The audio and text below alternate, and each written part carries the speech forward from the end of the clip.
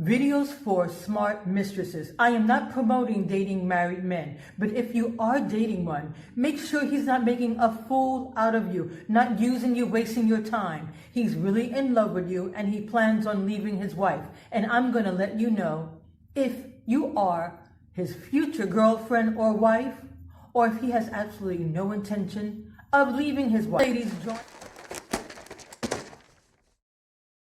If you think I'm here to play around with y'all, goddamn ya! Because I'm pregnant and this girl's about to. Who you fucking calling Hulk Hogan? You know what? Blocking your ass.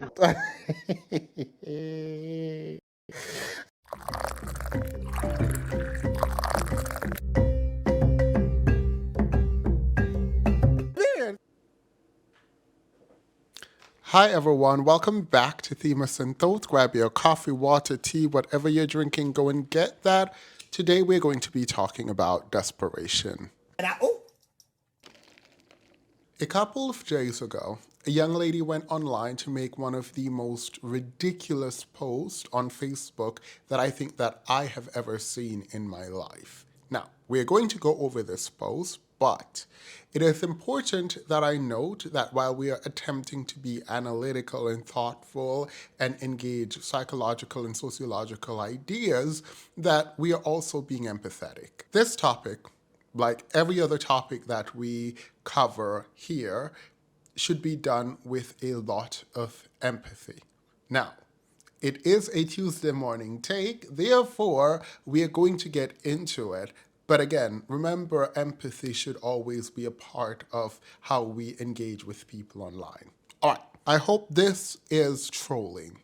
This is one of the first times that I've seen a post by a young woman who I am hoping with everything in me that she is in fact trolling about this post and that this is about clicks and views in the social media era. The problem though, even if it is trolling, is that the comments are agreeing some and there are a ton of likes and reshare on Facebook that does not make sense to me. So, even if the post is done in jest, is funny, it's a joke, it's to go viral, the fact that so many people are responding positively to it, women in particular, I think it's worth discussing as if it were, in fact, a real post, because I think it is from the perspective of all the people who agrees with it.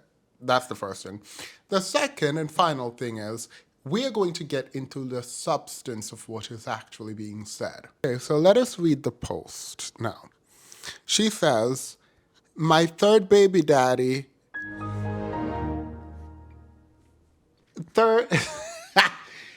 okay, so third baby daddy, right? Like, if I say, if you like it, I love it, colloquially, well, I mean, I guess it's only colloquially for does that mean something bad? Like, is that like slight shady? Because, like, if you like it, I love it. Like, if you like that, all right, girl. My third baby daddy got a wife, and anytime they're going through something, he come right back to me to be his.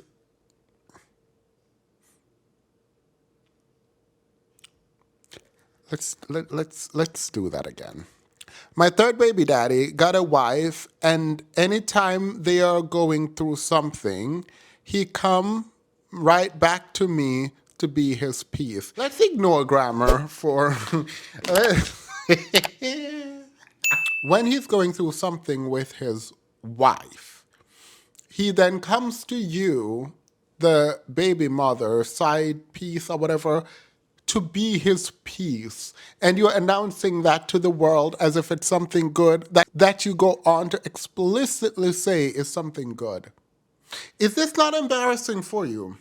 He has you on standby, put you on a shelf, and you are just sitting up there talking about you are his peace. He comes to you to be his peace. And this is what you chose to flex? This is the flexing we're gonna get? You are his peace while he's married to someone else. I do have a question here, and the question is, were you his peace before or after he got married? Like, were you his peace But then he was like, oh, let me go marry someone else and keep my peace outside of my marriage. Sorry, this is kind of delusional. Before I do my analysis, this is like my first impression. So like I do wonder sort of how low does one's self-esteem has to be to imagine this, to be this, to feel this way, and then to actually post it as if they are, in fact, doing something useful. Let's continue reading now. I used to cry myself to sleep, wishing it was me he married. But now I see I might not be his wife, but I still got an intimate relationship with him. You want to know something interesting? Crying and the idea that you used to cry isn't itself bad. You were in love with someone, they married someone else, you have a child with that person. Like, I can understand the feeling, the need to want to have built a family, a larger nuclear family with this person, and then seeing them run off somewhere else.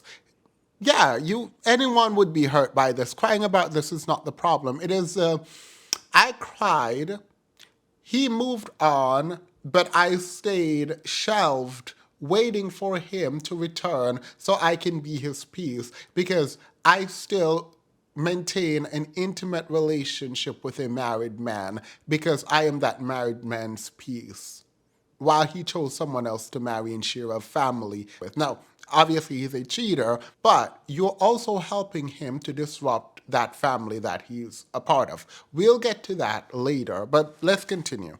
Instead of moving on with your life after crying, which you're human, you have a right to feel the way that you feel.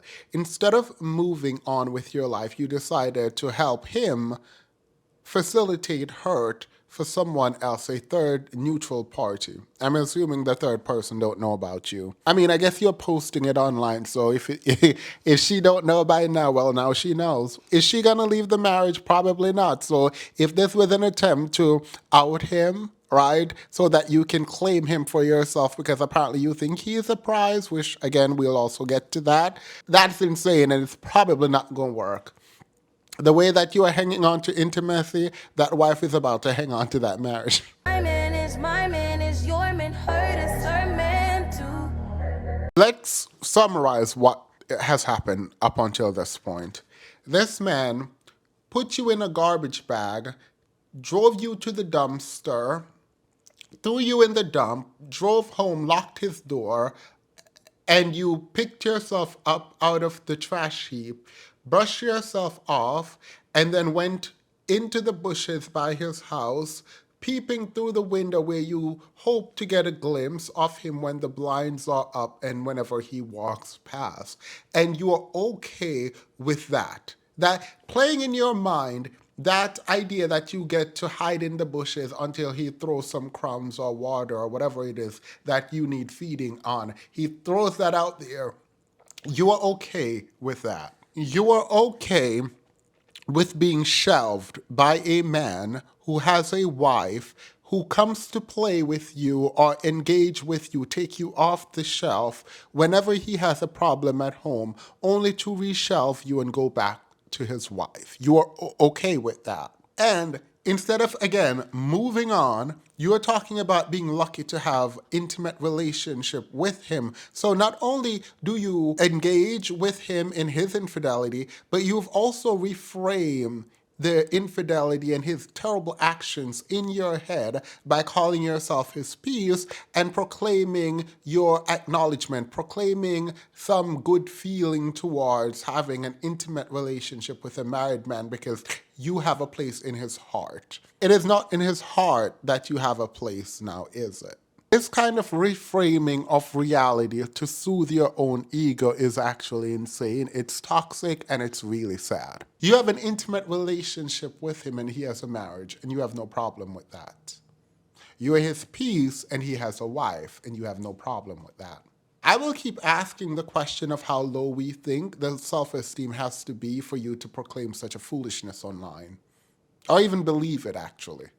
Today, Psychologists will call this inability to confront reality delusional optimism. We would know this colloquially today as delusion, denial of reality, a delusional denial of reality. I think it's easy for me to help you to break this kind of delusional optimism. The man, as trash as he is, has chosen someone else. It is that simple. That someone was not you. You were not chosen, and that is okay. Cry about it as you have done. Be sad about it, but please move on. Even if it's hard to do, move on. To deny the reality that you now find yourself in where you were rejected and reframing it to desperately cling to some false sense of love and care and being his peace only serve to prolong your suffering and intensify the inevitable crash that is bound to happen. This is not going anywhere good. This engagement is not going to end well for you. Calling yourself his peace is the perfect example of being delusional. Instead of acknowledging that this is a cheating man, a man cheating on his wife with you, the person on the side, you decided that it is not just about cheating, rather it is about you having some connection to him to help him, to soothe him, to be his peace. This is an attempt by the poster to overestimate her importance in his life, clinging desperately to her own reality that is very different from what is actually happening to soothe her ego, most likely. This is giving WandaVision, where Wanda is not able to deal with the death of her husband, so she just created a reality where he's not dead and trap everyone else in it. Unlike WandaVision, this is not this woman's husband. They're not in love. She's being used, and she's willingly participating in disrespecting that man's wife, even though the man is to be blamed more than she is. Let's continue to read. She goes, I am a firm believer that having any position... I am a firm believer that having any position in a man's life is better than having... than The funny thing is, I know she doesn't mean this, like any position for a footstool, a mat, like she does not mean this, and she's just talking right now, and this is why I think she's trolling. I believe that having any position in a man's life is better than having no position at all. It's not a reasonable stance. It's not a stance that any human being takes. That's not true. Like, I refuse to believe that there's any woman on this earth that believes such a thing. But not only do I not believe it, I believe it hints at something like being the side chick is better than not having a man. I think that's pretty much what she's saying. And it tells me everything I need to know about her in terms of her codependent tendency. Like her identity as a woman, as a person, feels way too enmeshed with that woman's husband. Instead of facing her pain of not being chosen, of seeing the person she loves marrying someone else, instead of crying about it and moving on, she recommits to the bit. She believes that her pain is somehow transmuted into some kind of purpose. And because this kind of pain is now purpose and she has connection with the man intimately, that this is right in some ways. And she's winning and she's competing against the wife instead of acknowledging the cheating, philanderous husband. She believes this to be her man, and that the wife is just in her way and she will get her man. The problem is, if this were your man, you wouldn't have to fight for him. If this were your man, you wouldn't have to fight for a place in his life. If this were your man, he would not have a wife. You are a mere convenience for him with zero priority in his life. You said it yourself when you said he comes to you when there is an issue at home. Again, the question here fundamentally is, how low is your self-esteem? I think it's here that I have to acknowledge the sadness, the part of this that if you're in the manosphere, for example, which I don't make video thinking about, but if you are in the other aisle, when I'm about to say is going to feel uncomfortable because it feels like I'm removing accountability from the poster, from this woman. I'm not. She is fully accountable. And I think even though I'm about to say this, that thinking about her being an adult and knowing the right thing to do, I think she should do it. However, I do recognize that people with this kind of disordered attachment style tends to get used a lot and put in situations like this, maybe not exactly, a lot, because this kind of anxious attachment, this kind of fear of abandonment shows up in a way that men tend to exploit in order to keep women hooked on them so that they don't go anywhere. Now, I say that while also acknowledging that she is a grown woman who should be able to make decisions about what it is that she do. Not only that, calling this just disordered attachment, which I definitely believe it is, and I will talk about, ignores the fact that she is posting this publicly as if declaring to the world that she is in fact right. So whatever I'm going to talk about disordered attachment, whatever I'm going to talk about her being used in some ways and not really reckoning with how patriarchy teaches women to compete, and she's definitely competing with the wife, even all of that being true, right?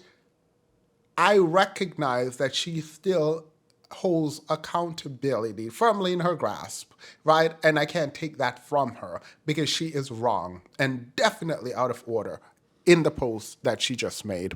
Clinging to any position in this man's life screams this desperate child who fears abandonment. This fear of abandonment is allowing her to prioritize proximity in a man's life instead of really engaging with what substance comes from what kind of proximity, and for her to define for herself boundaries around who gets access to her and when. Her fear of losing someone that is already married is allowing her to prioritize proximity over substance. She then goes on to say, I refuse to be just another baby mama statistic. So news flash, and I hate to be the bearer of what seems to be bad news to this woman, but you are already that. Like, I don't know what to tell you. I don't know why you're reframing it as a bad thing. I don't want to be a statistic as a single mother. You're a single mother at least 3 times over. And that's not to shame you. It is to say you were ashamed of this and you are talking about not wanting to be a single mother as if this is what is animating you to sleep with someone else's husband. Being intimate with someone else's husband who you have a child with does not stop you from being a single mother. There are married single mothers out there, in the words of Sinji. There are married single mothers out there. So, like, even people who are married, women who are married, have a lot of burden in terms of raising the child, and some of them are even left to raise the child completely on their own, even if they are married, right? So they are married single mothers in that lane. Why do you think you're not a statistic in this way? The whole point is to scare women. When people talk about single motherhood, it's to scare women into marriage. So if you're not married, girl, you're already there. Like, regardless of if you're doing better than some of the women who are married, the whole idea of single motherhood is about shaming you. The conversation around single mother is around shaming you into getting married. That's what it is. So you are that, unfortunately, and you're feeding this narrative by talking about how you don't want to be a statistic and how you're his piece. Like, there's so much happening here that we do need to parse through some more. Also, I don't take as fact, I don't take as true that the idea that I don't want to be a single mother statistic is any kind of animating psychology in this woman. I don't believe this at all. She would not have 3 children, 3 baby daddy. If that was an animating psychology for her, it wouldn't happen. So I don't believe her. She's just using this as an excuse to engage in further degeneracy with someone else's husband. She's trying to reframe this narrative as if she's reclaiming some kind of agency, a personhood, which means that she's bought into some idea around single mothers being less than human and should be disparaged, and whatever stat she believes around this is very annoying. One, because she falls very squarely into the stat, and two, because she doesn't believe it at all. She's just trying to make an excuse for her behavior. She continues, I am his escape, his safe place, his peace. I'm more than his wife will ever be, and that's exactly why I'm winning. Girl, what are you winning? What exactly? Please quickly for me. Is the thing you're winning in the room with us? Like, tell me what you're winning quickly, please. Thank you. When she says, I am his peace, I am his safe place, blah, blah, blah. I think those words are interesting because it feels very specifically like projection. It seems like she's the one who wants a safe place in him. He is her safe place, and she's unable, regardless of how toxic the situation is, to remove herself from that which is familiar to her. She feels most safe, or at least she feels safe with him around and her having some kind of attachment to him. Even if the safety is illusory, she clings very desperately to this because she fears being abandoned. And then to continue to say, I am winning, is wild. I don't believe this is anything more than a self-affirmation written about in all of those law of attraction books. She believes if she repeats that she's winning over the wife many times over, then it becomes true. It becomes her reality. She pulls it into her vortex. But newsflash, it ain't gonna happen. You can tell yourself that you're winning as much as you want. The fact that you keep repeating it to yourself is not going to make it true. You're not winning at all, actually. You're taking yourself back and you're preventing growth and the ability to move on. The situation is not just harmful to her and her kids, it is also harmful to everyone involved, from the man to the other woman, to the other children, and the community at large. It is harmful to everyone. And that's part of why we do need to discuss this in depth. This woman is not just doing something for herself in posting it, but also in engaging in it, reinforcing patriarchal ideas that the man is the prize and these women are supposed to compete for this man. Instead of framing his infidelity as wrong, inappropriate, and irresponsible, she makes it about her and what she offers and what the wife does not offer, making herself a protagonist and the wife an antagonist in a very dusty story where he, the man, the leader, the provider, the protector, is supposed to be saved by her, the side chick, from the evil wife who cannot give him peace. She gives zero care, credence to her role in the potential fragmentation of a family. Let's be very clear. He, the husband, is the one engaging in the fragmentation of his family. He is the one cheating, right? But she plays, even if minor, a role in the fragmenting of another family. And it would be nice for her to say, you know what, maybe I shouldn't do this. Maybe he should go find another person to engage in the degeneracy that he wants to engage in. Instead of doing that kind of reflection, his action is just merely him being a man and her being his peace and good, and therefore the wife is the bad person. I also don't think I need to engage meaningfully in how this post and the poster reinforces a culture of infidelity. I think that's quite obvious, so I don't have to do an analysis there and why her post is so sick and delusional and how it further disrupt social norms that are helpful for society. I think her irrational, self-deceptive logic prioritizes her ego instead of the safety of herself and everyone else involved, and that's really sad. The idea that she could potentially be teaching this to her children, sons and daughters alike, is actually quite scary and frightening for me. And it would be easier to digest if this was just her, but let me just pull up two of these women comments, and I'm just going to read them in full. Let's read the first comment. And there are many people, some of them laughing, some of them commenting. People are responding, agreeing. So here are two comments that summarizes what some of the women who are in agreement are saying. And because I've already analyzed the post, I don't have to go piece by piece to analyze each comment. But let's read these two comments. The first comment goes, baby mamas get judged the most, but be the ones holding these men down the hardest. You not the wife, but you got something deeper than a ring.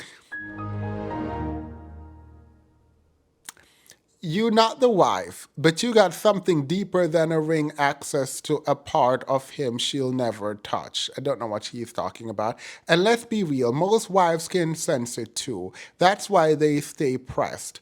A title don't equal power. Presence does. Yeah, and he's present with his wife until he leaves his wife when there's a problem to go to her for comfort and then leaves her and go back home. Like, what do you mean?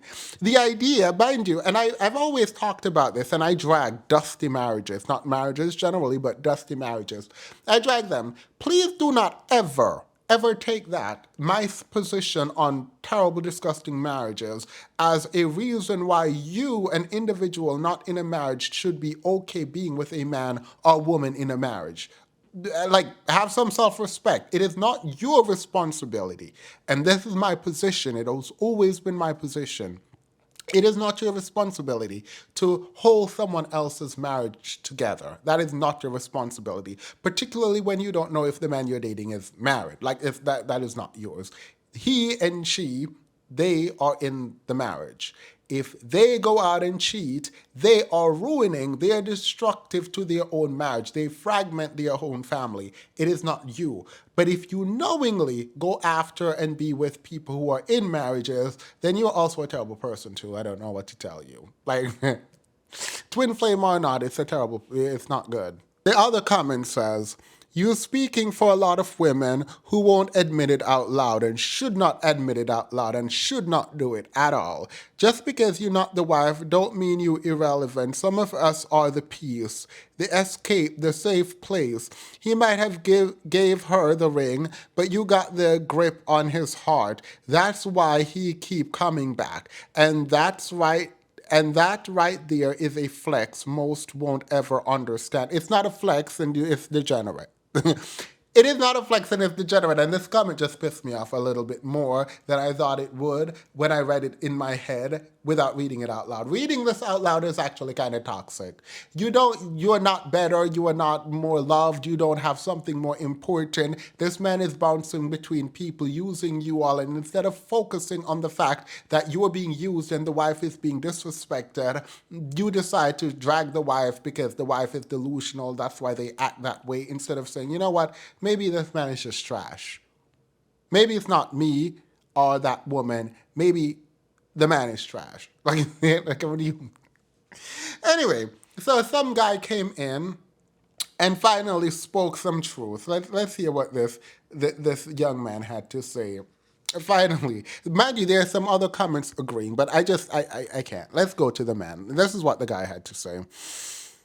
Honestly, this sounds more like he's playing both sides than you actually winning. When a man can keep his wife at home and still come to you when he feels like it, that's not power, that's manipulation. It might feel good in the moment, but at the end of the day, you're building his ego while he builds a life with someone else. A real queen doesn't settle for leftover time. She makes them choose or lose. Period. Fully agree. Fully agree. The fact that these women are in the comments, dragging him, going back and forth with him, women are like, no, he loves me. They might get the ring because you can present this person to somewhere else and they feel comfortable marrying that person, but I am the one they love. Nah, girl, hang it up. You're delusional and it's dumb. You're delusional. You're delusional and dumb. While I can have sympathy for the woman who put the post up as if it is real, I can understand her being afraid of abandonment. I can understand her feeling sad, not being chosen, what that does to someone's psyche. I also understand the sociological perspective here, where acculturation requires women to compete for men and see men as some kind of prize and say they're providers and protectors, where men control pretty much most of the resources in the world. And if we were naturally providers and protectors, there wouldn't be wars and famines and people going without food, clothing, and shelter, right? Like, so we need to disabuse ourselves of all these notions about manhood and what it means to be a provider and a protector. Like, if there was this white lady, I forgot her name, there was this lady on Instagram that I played on my stream who talks about, if you look through your family, think about the people who loved and cared, who provided for you and protected you. And a lot of people will come up with their mother or grandmother or some woman in their life who did this. While we say men are the natural providers and protectors, I don't know why anyone would say that.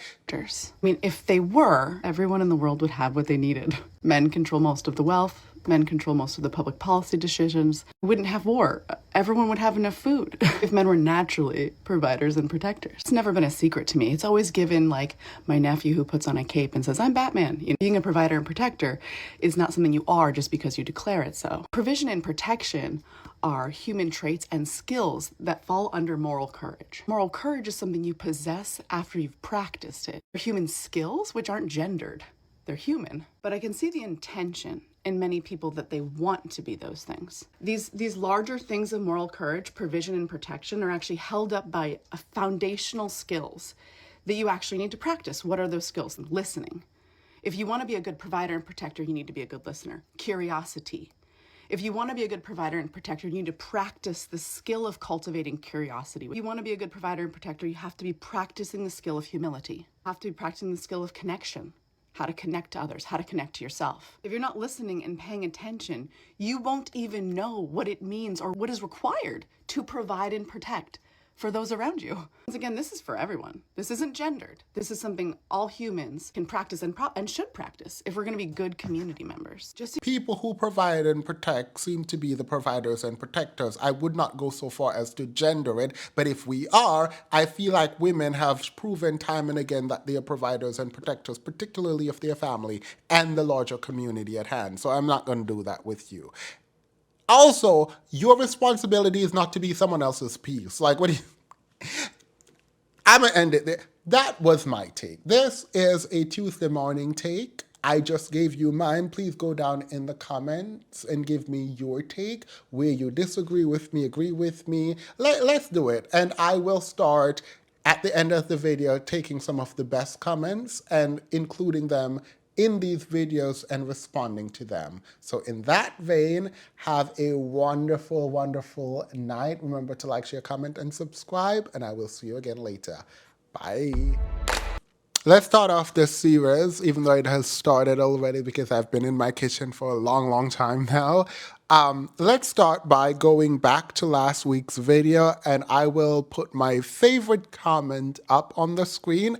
This, by the way, is not going to always be my favorite comment. When I respond, I will make short videos during the week. I will post in my community tab, but I will be at the end of my videos responding to a comment that I find interesting, disagree with, or absolutely adore. Because this is the first time I'm going to be doing it for the video.